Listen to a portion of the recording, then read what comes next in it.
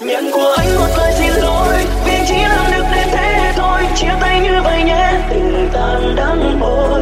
Áng mây vô tình thoáng qua vô hình, vẫn chẳng quyết theo ngần ấy nỗi buồn. Gió cuốn đi hết ân tình. Sau này về bên đây phải hạnh phúc nhé. Mong em luôn bình yên và đừng giống như chúng ta hiện tại. Nỗi đau kéo dài hết duyên bước đi mình phải.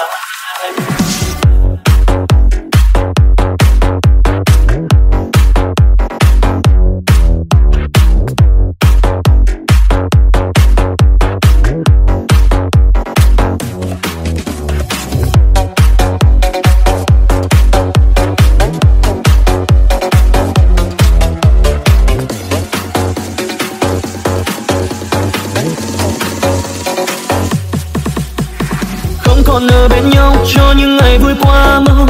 Lòng suy tư nghẹn đau, anh tiếc thương tình yêu đâu. Ngờ bài ca anh viết lên từ một nhành hoa muôn sắc màu. Ngờ đâu trái ngang đến điệp khúc vương màu u sầu. Không còn yêu, không còn thương, không còn bước về chung đường. Đôi tay nhẹ buông đôi tay, vài lời cuối anh nghẹn ngào.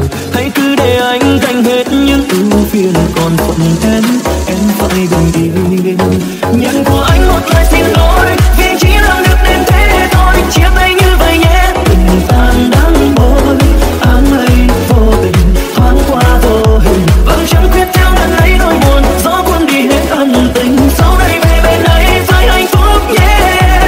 Mong em luôn bình yên và đừng giống như chúng ta hiện tại. Nỗi đau kéo dài hết duyên bước đi mình phải.